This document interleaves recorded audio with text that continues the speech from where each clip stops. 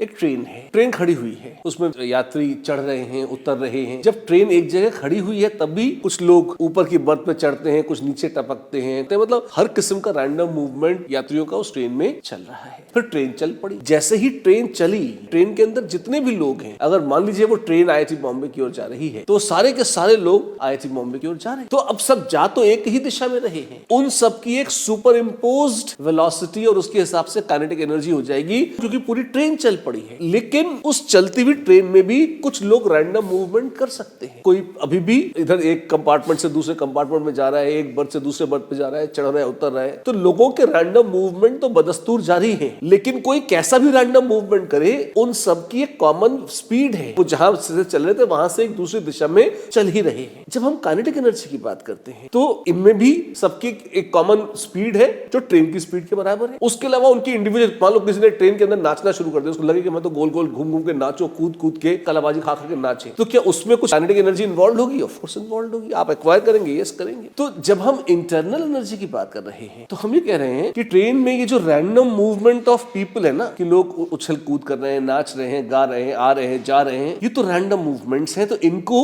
या इनके साथ जो काइनेटिक एनर्जी एसोसिएटेड है उसको तो गिना जाएगा इंटरनल एनर्जी में, क्योंकि ये सब ट्रेन का हिस्सा है। लेकिन वो जो ट्रेन पूरी चल रही है उसके कारण जो overall super imposed kinetic energy है, ऐसा नहीं कि वो काइनेटिक एनर्जी नहीं है, वो है, पर उसको इंटरनल एनर्जी में गिना नहीं जाता। इसमें सेंटर ऑफ मास तो आया ही नहीं। ये बहुत सरल तरीका है इसको देखने का। वो सेंटर ऑफ मास वाली डेफिनेशन से भी इसको देख लीजिए कि जब ट्रेन चल पड़ी तो इतनी लंबी चौड़ी मोटी ताजी ट्रेन का भी कुछ तो सेंटर ऑफ मास होगा, तो वो सेंटर ऑफ मास भी चल पड़ा। अब उस मास के रिस्पेक्ट में अगर आप देखें, क्योंकि पूरी ट्रेन मान लीजिए 100 किलोमीटर पर आवर से चल रही है, तो उसका सेंटर ऑफ मास भी 100 किलोमीटर पर आवर से चल रहा है। उसके साथ साथ ट्रेन में बैठा हुआ हर यात्री भी एक 100 किलोमीटर पर आवर की एक स्पीड से तो एक दिशा में जा ही रहा है। उसके अलावा एक्स्ट्रा उनकी उछल कूद है, तो ये 100 किलोमीटर पर आवर काउंट नहीं होगी इंटरनल एनर्जी में, क्योंकि ये एक कॉमन सुपर इम्पोज्ड स्पीड है पूरे ऑब्जेक्ट की। ये इंडिविजुअल पार्टिकल के रैंडम मोशन के कारण नहीं है।